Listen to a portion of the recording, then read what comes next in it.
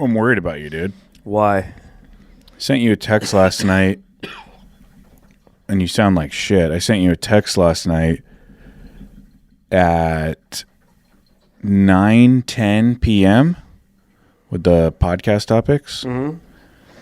You did not respond to it at all that night, but when I woke up this morning, it said that you read it at 12:22 a.m. Cool. Yeah, that's probably when I read it then.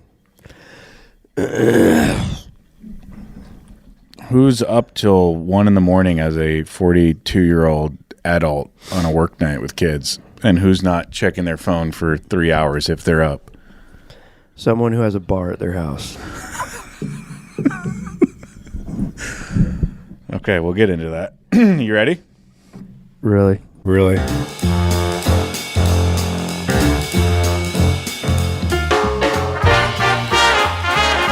Ladies and gentlemen, back in the saddle at the Nation Golf headquarters in San Clemente, California, fresh off a trip to the great Pacific Northwest. My name is Adam Hawk. I am joined, as always, by Ryan Engle. We've got a pot of coffee brewing in the background that sooner or later, hopefully sooner, we will have to take a break to retrieve and pour up, because Lord knows we need the caffeine this morning. This is The Fellowship, a podcast about golf and life, and we have plenty of golf and life to talk about. Ryan Engle, how the H are you this fine early Monday morning? And don't lie. Adam, thank you very much. What an incredible question. Thank you for asking. Running on fumes, Hawk. You sound like death. Yeah, I would agree with that. Feel like death. What'd you do? I worked my ass off all weekend, and then finally, when it was all done, Sunday night, and put the baby down, decided to have some me time. And by me time, it was my wife and I, and invited some friends over, and we tied one on in the president's room. And here I am. For those that don't know, the President's Room is the attached bar that you built at your house in San Juan Capistrano. You had the foresight when your wife was pregnant some 4 years ago to build a bar at your house because you knew that you weren't going to be able to go out to the bar anymore as a father of a young child. I simply made lemonade, Hawk. I made lemonade. Didn't even have the lemons yet, but I knew that life was going to give me lemons. Life is going to give you what? Lemons. Do you want to do the show today? Yes. I can carry it. Yes. I want to do this show today. Start by opening your eyes, maybe clearing your throat. Oh, shut up. I can't wait till this coffee's done. No one needs it on the planet more than you right now. I don't think coffee's going to solve my problems. Coming up on today's show, a laundry list of great topics. We've got the Olympics, the 3M Championship. I have some voicemails to play that I think everyone will enjoy. When was the last time you did laundry, Hawk? Great question. My wife does the laundry. I assumed that. My question remains, when was the last time you did laundry? When was the last time you laundered your garments? Does dropping off golf shirts at the dry cleaner count? No. When's the last time I put clothes into a washing machine? Yeah. And timed it, took them out, folded, did all the deal. I don't know. Good for you. Thank you. Yeah. And I'm proud to be an American. Or at least I know I'm free. Okay, it has nothing to do with that. I could ask my wife a similar... I don't do the laundry either, in case you were asking. I wasn't, but you were certainly implying that there's some sort of sexist imbalance at my house. It's not the sexist imbalance. It's just you and your hands and doing things other than typing fancy words. Okay. As I was saying about the topics for today, my wife and kids are leaving for a trip to Joshua Tree, and they are going without me. They leave this afternoon, so Bachelor Hawk is in need of some advice on how to survive the next 72 hours alone on the home front. TV dinners. But Ding! that would imply me knowing how to use a microwave. Oh, man. You'd fuck it up for sure. There'd be splatter all over it. Let's put our differences aside, drape ourselves in the stars and stripes of this great country, and talk about the 2024 Summer Olympics. As most of you know, the Summer Games are underway in Paris, France. Oui. And I really want to know, on a scale from 1 to 10, Ryan, what is your give a hell level right now for the Olympics? 0. I give 0 hells. Have you watched any? I watched 25 seconds of some budget ping pong match because it was on in the background while we had dinner last night. Unsubscribed I am to the Olympics. It's just a little hokey. Let's be honest. I'm more of a Winter Olympics guy. Not into figure skating. Way too much fluff. If you can ski around, stop, pull a rifle over your shoulder and hit a target, that sounds like some games to me, dude. Ping pong? Come on, dude. My give a hell level peaked during the 12 years of Michael Phelps when he made the Olympics must-see television. My current give a hell level is at about a 2. The Olympics just doesn't do it for me. And I figured something out last night when I was in the top dog chair and I clicked over to NBC after watching Jonathan Vegas win the 3M championship, which we'll get to briefly later. I thought you weren't going to watch. We'll get to that. Really? I watched not 1, not 2, not 3, but 4 Olympic events in consecutive order for about 2 hours straight. Here are the events that I saw in prime time on Sunday afternoon. Women's rugby, women's canoeing, women's archery, and women's and men's fencing. And here is what I figured out. And this has nothing to do with the fact that the majority of what I saw was women's sports. So please get that preconceived notion about sexism out of your head. Really? But here's what I figured out after watching rugby, canoeing, archery, and fencing. There is a glaring and obvious reason that these sports are only shown once every 4 years for an hour. 100%. They are painfully, and I mean painfully stupid. Yes, they are boring. There's that. And yes, they are confusing to understand. There is that too. But ultimately, these sports, air quotes for those in the live television audience, are just stupid. Imagine having 4 straight years of your life to devote to canoeing. Before yesterday, I was 100% positive that canoeing was a leisure activity that someone only takes up after a really impulsive Costco decision. In my mind, it's like some dad going in for an industrial-sized jar of cashews, and he looks up and sees a canoe hanging from the warehouse ceiling, and he just can't help himself. So he brings home a stupid one-person plastic boat and tries it once before putting it on OfferUp. And I'm telling you right now, in this hypothetical situation, the cashews that dad grabbed on that same visit to Costco have a longer shelf life in that dad's house than the dumbass canoe he bought with the cashews. But speaking of those cashews, do you know why dads buy industrial-sized tubs of cashews at Costco? They serve 2 purposes. 1, cashews, official nut of the dad. Yeah. And the second reason dads buy industrial tubs of cashews from Costco is because dads love putting miscellaneous nuts, bolts, screws, and nails in an empty jar of Costco cashews when they're all done. Good point. And by the way, there is not a single chomp of those cashews that any family member will miss because every dad's jaw is relentlessly clicking at 10 decibels as they eat those cashews in whatever top dog chair they may have. I digress. And I didn't know it, but I guess canoeing is a sport, and not just a sport. Apparently, it's a sport where you can determine who the best in the world is at canoeing? That's my other problem with the Olympics. This whole best in the world thing.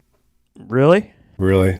Let's just make up a sport. Let's say there's this sport and everyone chases this ball around, and the entire industry and the infrastructure and all the talent in the world is predominantly in this one country.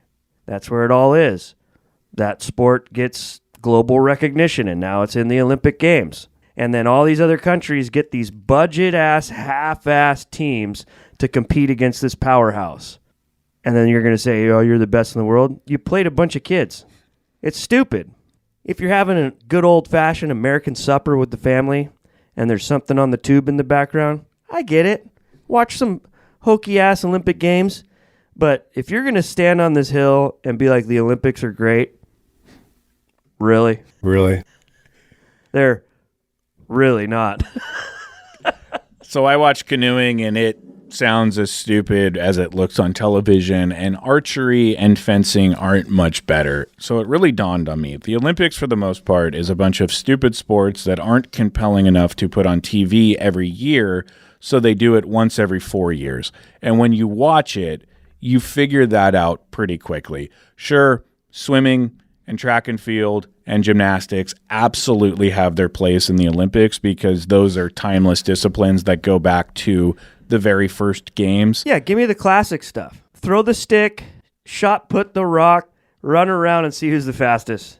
That's all I really care about. And I think the reason those are compelling is they're quite easy to watch and figure out what you're seeing. But the rest of it is filler. You know, when you're home on a lazy Saturday, or for once on the weekend, you don't have anything to do, or maybe you have an hour to kill between honey-do list items or some errands. So you flip on the telly box for a quick channel surf and you stumble upon the Reebok CrossFit Games. And you're like, what in the fresh hell is this? Yeah. Who are these no-name freaks, and why are they jumping on boxes and air-humping kettlebells? And what network was so desperate for weekend programming that they actually paid to put this on television? That's the Olympics.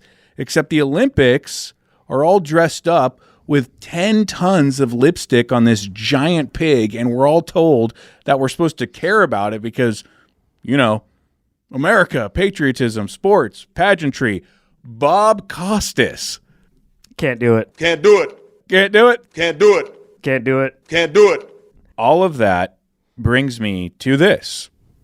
Golf in the Olympics. Quite possibly, folks, and I say it with a smile on my face because I know we put out a lot of negative opinions, but we're having fun doing it. We're not just a bunch of haters Negative? sitting here getting all riled up.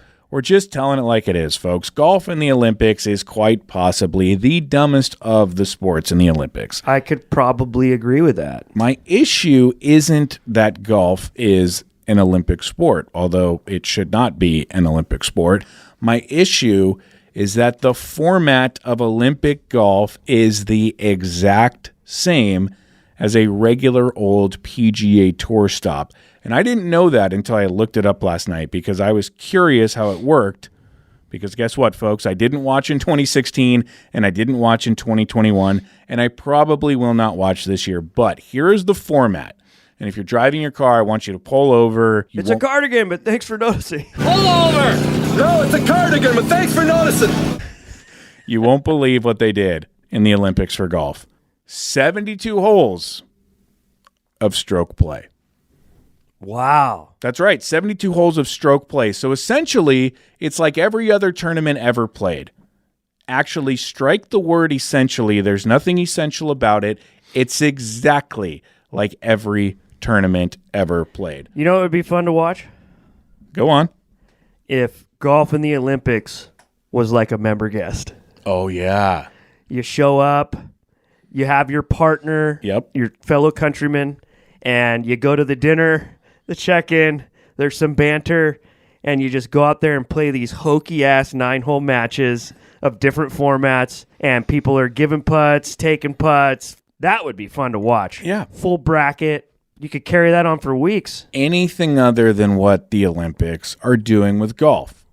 Third place in stroke play gets a bronze medal. Second place gets a silver. First place gets a gold. So there's really no team element to it at all. And Scotty Scheffler, Xander Schauffele, Colin Morikawa, and Wyndham Clark are just competing as individuals under the same flag. This is what they do against each other and every other good player outside of the USA every single week. But instead of a trophy, this time it's a medal. Same players, same format, different prize at the end, and absolutely no quote-unquote Team USA dynamic to it because there's no team play. Individual stroke play for 72 holes. Way to really think outside the box on this one, Olympic Committee. Can you tell me which men's player won gold in 2021? Xander from the Real Bros of Simi Valley. When you're a kid and you're like, oh man, my name's kind of nerdy. Alexander. There's 2 Alexes in my class already. I know. You can call me Xander. That's cool. The Z-Man. That's your boy, dude. My boy. Big Xander guy you are now. Is that right? That's what you said. I got the receipts. Big Xander guy. Adam Hawk. Ladies and gentlemen, let's take a coffee break. Let's do it. Let's pour up some coffee, and then I want to talk about the coffee after we pour it up. Let's have some coffee.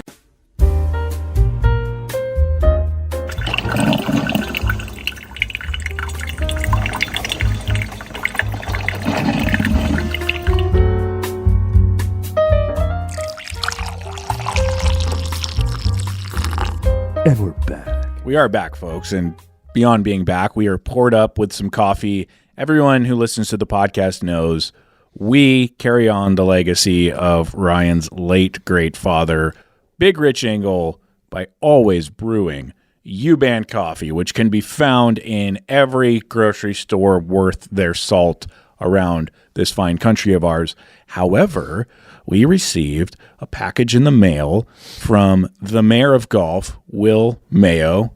I remind you, you cannot spell mayor without Mayo. And Will Mayo of Rams Hill sent us a package with 2 bags of freshly ground coffee beans from a company called Good Walk Coffee Company. Guess what, Ryan? They're right here next to us in Rancho Santa Margarita. Ooh, really? Or as the locals call it, RSM. RSM. And we are currently sipping on the Columbia Medium Roast, rich honey flavor, bright finish, and soft acidity. This is the Breakfast Ball blend from Good Walk Coffee Company. Let me go in for that sip. Wow. Pretty nice. Pretty nice. Now, this is not an advertisement. This is what we in the business would call a spec spot. Oh. We are enjoying our coffee legitimately and authentically from Good Walk, and then after this podcast airs, I will clip this part out and send it to Good Walk and say, hey, you want us to keep drinking this coffee and talking about it? What a match made in heaven. 2 guys that love coffee. One is from Seattle, big coffee guy. The other lives, eats, and breathes coffee all day. That's you. We play golf. This is a golf coffee brand. We talk about coffee on the podcast. Why don't we jump into it? Good Walk Coffee. Good Walk, like walking and golf. Oh, you're putting it together. I mean, I get it now. The good walk for me in golf is from the cart to the tee box. And back again. Big cart guy. Where do you think this company got its name Good Walk from? Reference to golf? Sure. Yes. What reference to golf specifically? The phrase, a good walk ruined. Uh-huh. You're close. Yeah. Something like that? Yeah. Golf is a good walk spoiled. Spoiled. There you go. Do you know who said it? I can see him racking through his brain to try to find the name of one author. I don't know. Mark Twain. Oh, that's great. Yeah, he's good. Yeah, he's good. He's a good guy. Good guy. Yeah. Great author. Yeah, great author. Would you like to name a book that Mark Twain wrote? I know him, but I was up till 1 a.m. Drinking scotch, so couldn't help you. Mark Twain, Huckleberry Finn. Huckleberry Finn, great book. Yep. Yeah. Okay. Skimmed through that once or twice. Good Walk Coffee. We are not being paid to drink it right now. With the shipping rates nowadays, Hawk, I think it's safe to say that someone paid. for us to drink this. Yes, and that would be Will Mayo. But how about Good Walk Coffee reaches out, and let's keep talking about their coffee on this podcast because I want to keep drinking it. It's very good. Very good. You can find out more information at goodwalkcoffee.com. Well, to be fair, I'll send a message out to U-Band too, just in case, Cover our bases. Yeah. I bet U-Band doesn't even have email. Why would they? We just talked about the Olympics happening in Paris. Let's jump back across the pond stateside where Jonathan Vegas won the 3M championship in Minnesota. Honestly, I have nothing to say about this tournament other than it is really, really, really hard to think of a more meaningless golf tournament than the 3M Championship, specifically this 3M Championship in 2024, and I will give you 3 quick reasons why. 1, the British Open just wrapped the week before, so all the A-list players in professional golf are not jumping the bird for a 17-hour flight to Minnesota for the freaking 3M. Reason number 2, the Olympics are going on right now, so the top 4 players from every country are in Paris and not the land of 10,000 lakes. So you get leaderboards in Minnesota at the 3M with top 10 finishers that read like Jonathan Vegas, Max Gracerman, Maverick McNeely. Maverick McNeely?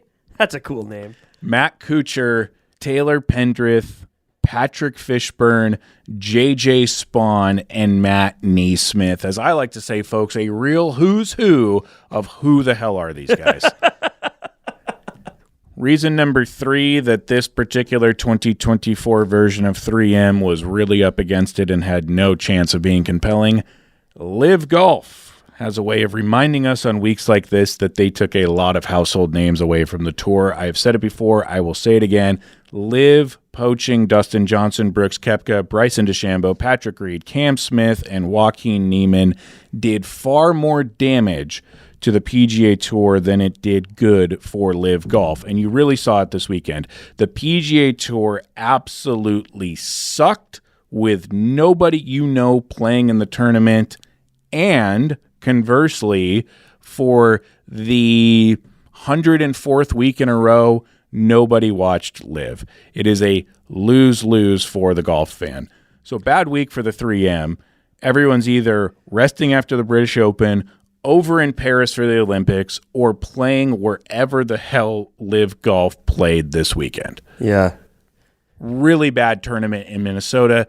I give the 3M 3 thumbs down. Wow. Now, I had texted you over the weekend that I was trying to do something that I haven't done in, I can't even remember how long. I was trying to go the entire week, Thursday, Friday, Saturday, Sunday, without turning on the PGA Tour.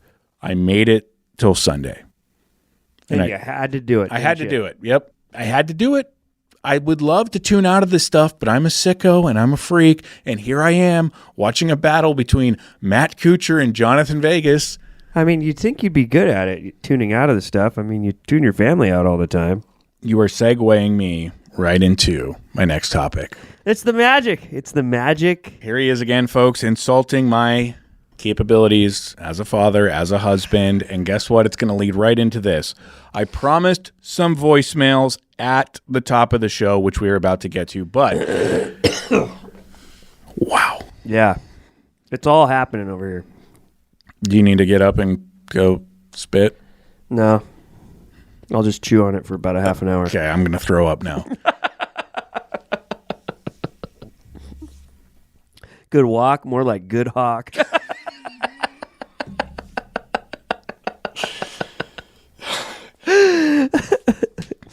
Hey, I didn't choose this magic. This magic chose me, Hawk. In order to get into these voicemails, I have to give you a little bit of setup. This setup is probably going to be interrupted numerous times. I wish that it wasn't, because this setup is going to come off as me complaining and me criticizing. It's none of those things. Ladies and gentlemen, Ryan Engle has just politely moved the microphone away from his mouth. Is it a favor to me so I can get through this written bit? Or is it because he is simply so over podcasting today because he is a pile of rocks after the weekend that he had? One will never know, but here we go. Ryan Engle and I have a great friendship. some people, myself included, might call it a best friendship. We work well together, we enjoy each other's company, and for the most part, we respect the many differences between us because, folks, there are many differences. A lot of people assume that because we co-own a very specifically branded niche golf company together and tend to agree on most everything related to the game, that we must be a walking, talking, two-man echo chamber of each other. Nothing could be further from the truth. And that's okay. We aren't the same people, nor do we want to be. But occasionally, I believe that Ryan Engle has a blind spot to some of our glaring differences. The most egregious one is that he and I have two very different work and home lives. Engle, God bless him, is a self-made man who calls his own shots and makes his own money from shaping surfboards and slinging golf clothes, both on his own schedule. He answers to no one when it comes to corporate hierarchy because he is and has been his own boss. Good for him. On top of that, Engle lives 10 minutes from the office park, which houses both his surfboard and golf business. He is also part of a dual income household as his lovely wife works, 2 doors down from us, mind you. And he has 1 beautiful child and 2 amazing in-laws who live under the same roof and are great at pitching in and helping with their toddler. Again, God bless him. It's a pretty sweet way to live life, and it affords him opportunities that not a lot of married men with a small child have, like playing golf every Wednesday morning into Wednesday afternoon and a regular recurring date night every Friday. Now, I don't begrudge Mr. Engle any of this. However, I do believe that he begrudges me for not living a similar lifestyle.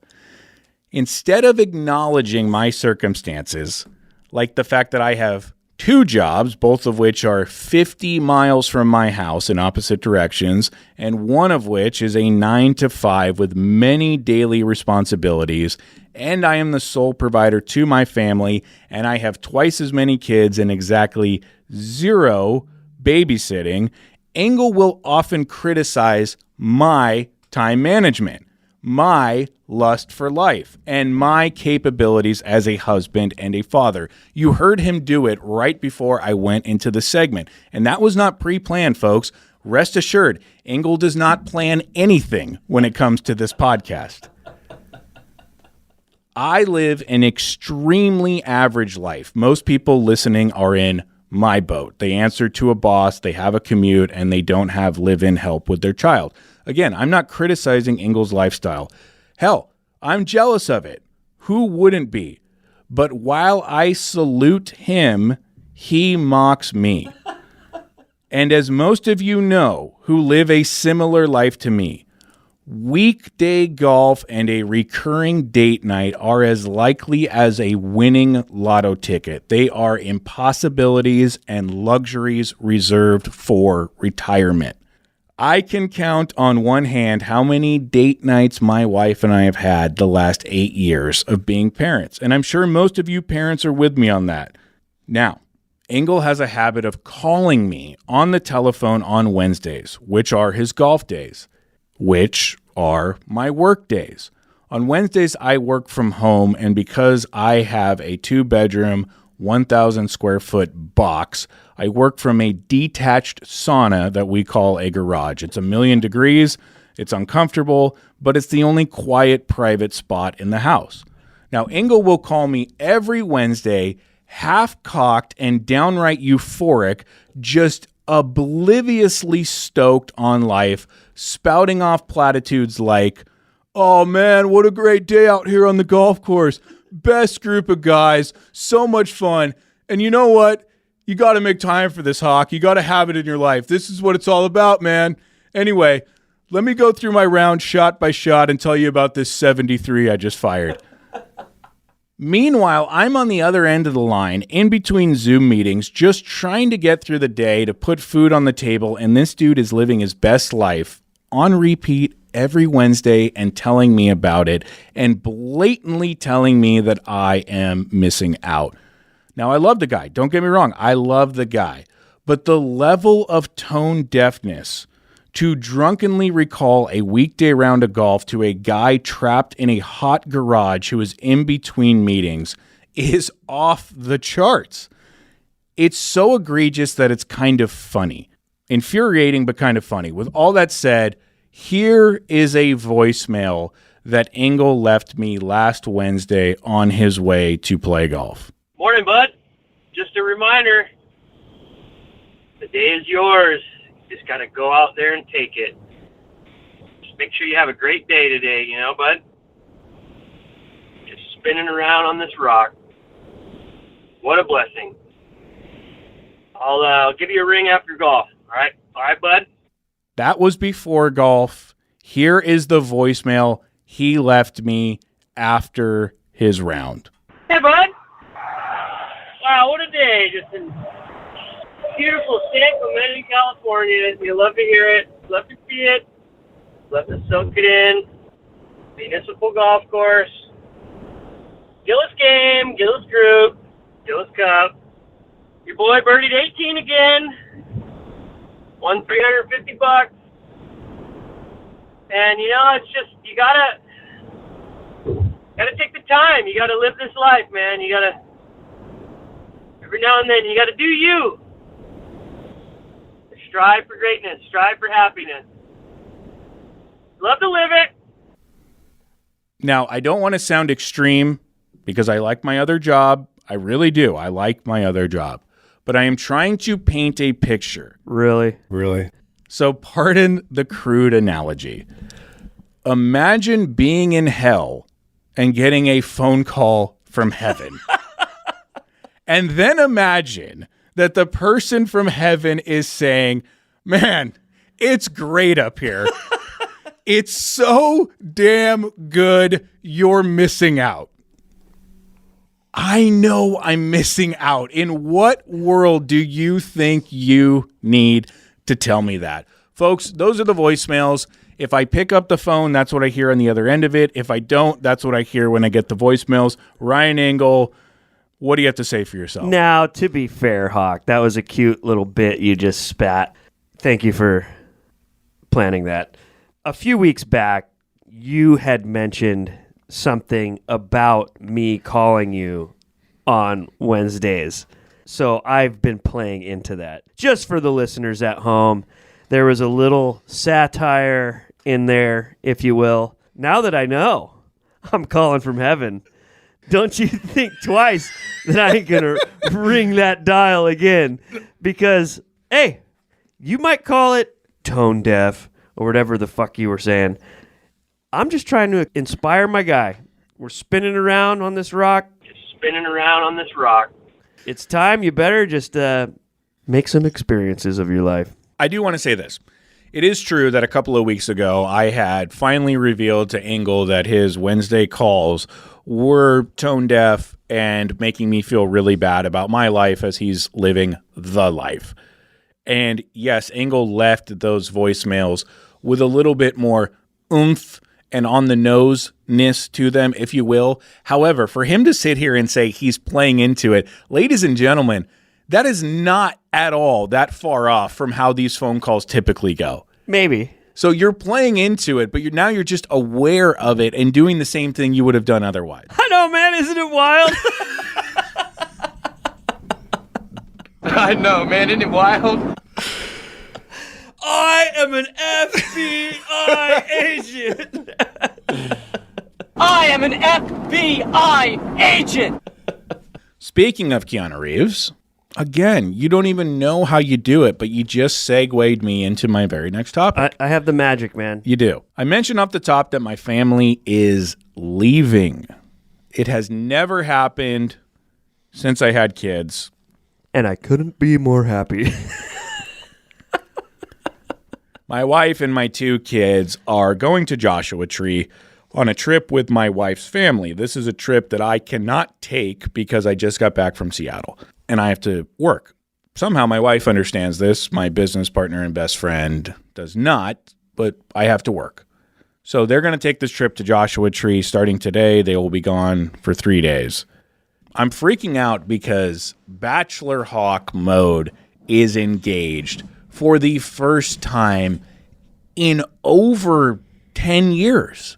I am in complete control now that my wife and kids are gone of so many things that I am never in complete control of. I am in complete control of my time, the television, what I want to eat, and what I want to do with my time. The possibilities are endless, and they range from super responsible, like catching up on work and the to-do list around the house, to super selfish, like watching Keanu Reeves movies and playing Tiger Woods EA Sports golf until my eyes bleed. They also range from super boring, like hibernating and going to bed at 8 p.m. uninterrupted, to super irresponsible, like spending the next 3 nights at Commerce Casino playing Texas Hold'em cash games. The possibilities are endless.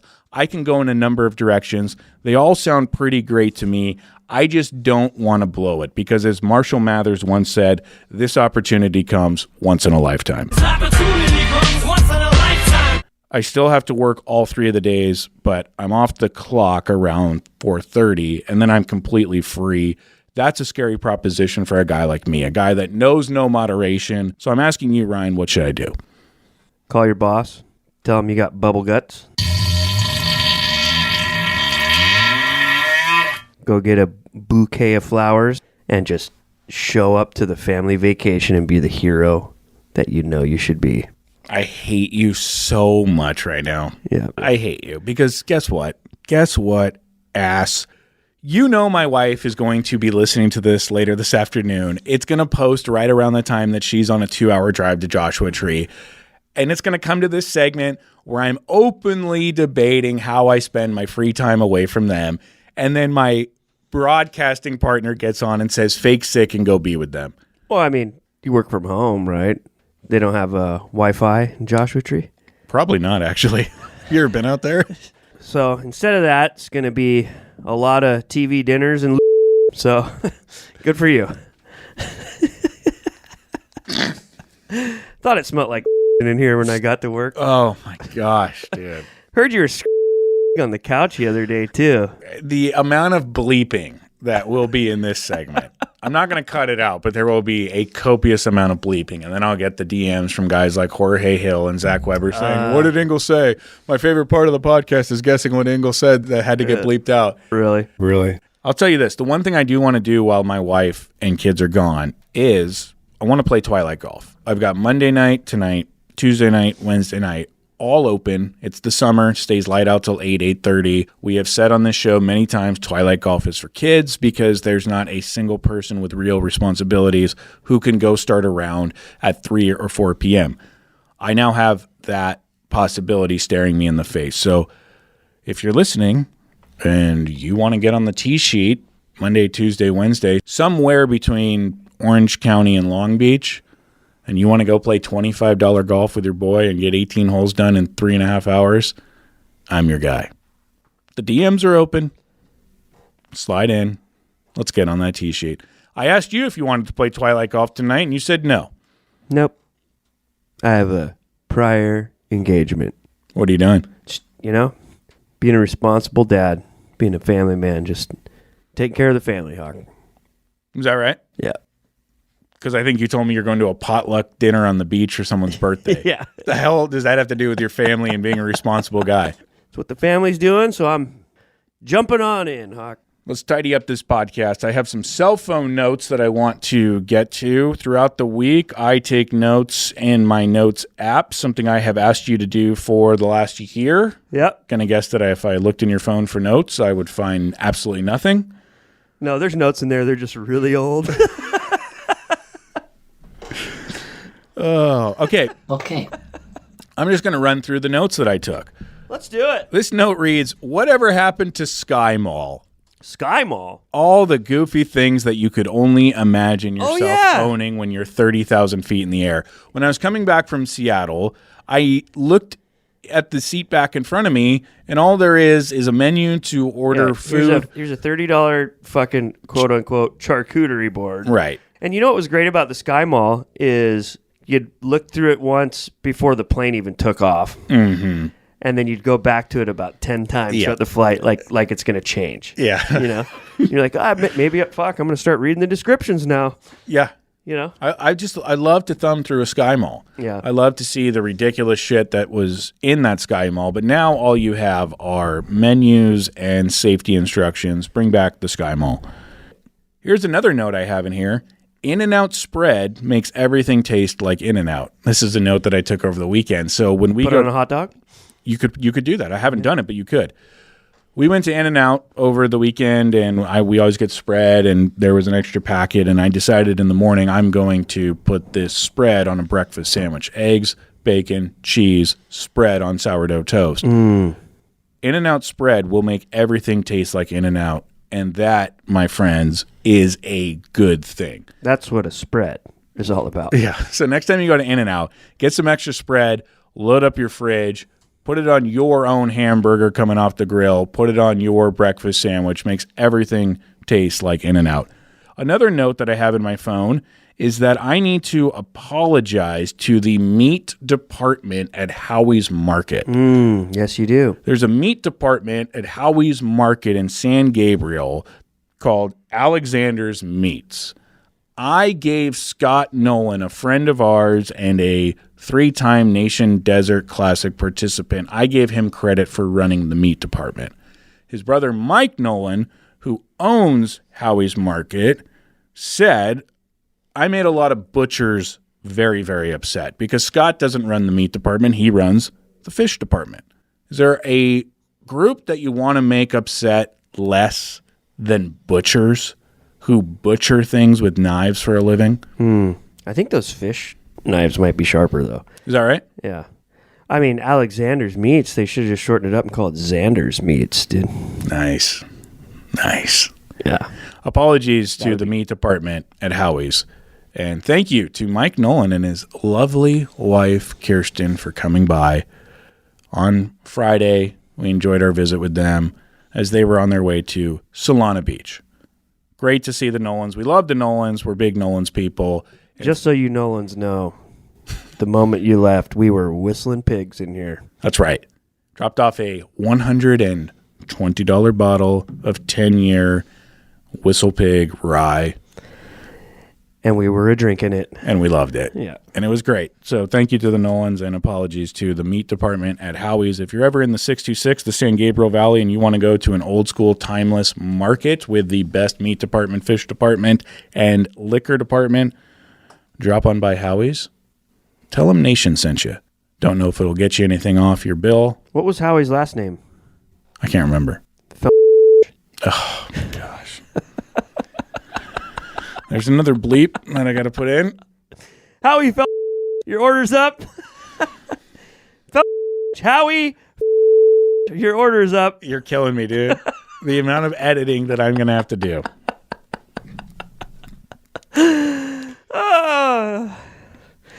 Oh, it's magic. You know. You ever seen the show Below Deck? Yeah, not in depth, but Katie Kai's parents watch it a lot. So there are two types of workers on these boats, interior and exterior. Mm-hmm. The interior does all the service for the guests. The exterior takes care of the boat. They're called deckhands. Mm-hmm. And when you watch the show enough, you start to think to yourself, man, I'd really like to do this. The amount of travel they get to do, the people they're around, the water, everything. And I said to my wife, do you think I could work on a boat? Nope. And she said, you could never work on a boat because you can't do anything with your hands. You're ham-fisted. So that eliminates being a deckhand. And you couldn't work inside either because they have to fold napkins, and you couldn't even do that. You couldn't set the table. It's hard to walk down narrow hallways, too, when your arms stick out to your sides and your shooter guns are just swaying and just, like, hitting the walls. You guys ever seen Adam walk when he's excited? It's like fucking sail catching the wind. The note in my phone said, couldn't be a yachty. Couldn't be a yachty. That was the note I took when my wife said I couldn't be a yachty. I also noticed this over the weekend. There are a lot of fans of Nation Golf and Tips from the Tips that really like you, don't like me. Really? Yeah. Yeah. I don't think that's necessarily true. I think some people like to jump on the shtick of me razzing you, and I think it probably comes off in a negative way to you because you're so emotionally wound tight. I'm so sensitive. Yeah, you're very sensitive. I have noticed that the fans of both the brands Nation Golf and Tips from the Tips have what I would describe as a universal love for you and a 50-50 love for me. That's pretty good. 50-50 is good. I guess. Yeah. You got half of them. You got half of them, right? I'm on a mission right now, a personal mission to grow your Instagram account, Tips from the Tips, to 50,000 followers by the end of August. There's no way. Folks, I have 33 days to nearly double the following of the Tips from the Tips account on Instagram. I believe that there is so much good content on that page that Ryan has put out over the last 5, 6, 7 years, but he just didn't put it out in a clickbaity, algorithm crack-like way. Do you think I'm capable of that? Not only do I think you're incapable of that, I think that even if you were capable, you're too authentic to want to do that. So I said, give me the password. I'm going to start revamping this account, and we are going to get to 50,000 by the end of August. I bring that up because, folks, I need your help. I do. Because it's not starting off hot. What have you gotten, like 12 followers? Over the weekend, 52 people followed, 50 unfollowed for a net gain of 2 followers. Yeah, I told you. The algorithm's a whole different world nowadays, and entering that task ain't going to work. I'm going to try, though. I have 32 days to grow this account, 22,000 followers. If you're listening and you don't follow @Tips from the Tips on Instagram, please do. And then engage with that content. Sprinkle the pixie dust on that content that makes Instagram want to share it with other people. That means press the like button, leave a comment, share it in your stories, and let's make a believer out of a non-believer. Engle is shaking his head right now. What was the bet? Did we make a bet? No. Let's make a bet. Okay. What's the bet? If I win... Meaning if I don't get the account to 50,000 followers. You have to spend more time with your family. Oh. Folks, please. Like, comment, subscribe, follow. You know. I spent a lot of time with my family this weekend. Really? Yeah, and I made the mistake of calling it out to my wife and saying, have you noticed how on point I've been as a dad this weekend? And she said to me, do you notice that you shouldn't have to say that out loud? Took the words right out of my mouth. We'll figure out this bet later. Yeah. Do you want to talk about August 17th, 2024? We got a big movie premiere, product premiere, party, giveaways, and just a good old-fashioned hoedown here at Nation Golf. HQ, as Adam likes to call it. That's short for headquarters. You come on down. We're going to have some classic cars, some small bites, some adult beverages, some music, the recap video of the Nation Desert Classic, the 16th annual that just concluded in May, as well as a world premiere of a product launch that, quite frankly, folks, is as special as it gets. Within that, we'll have some other new products out, as well as some opportunity drawings. Look, if you're anywhere in the Southern California area, you got to come down on the 17th because it's going to be one hell of a ride. And you heard it here first, folks. You love to hear it. Mark those calendars. Get your notes out on your phone. Hit the reminder. Stick that little Post-it note on your fridge. Whatever you got to do. Come on down. Because if you miss it, you missed it. And you don't want to miss it. Wow. Yeah. You want to take a nap after this? What? You?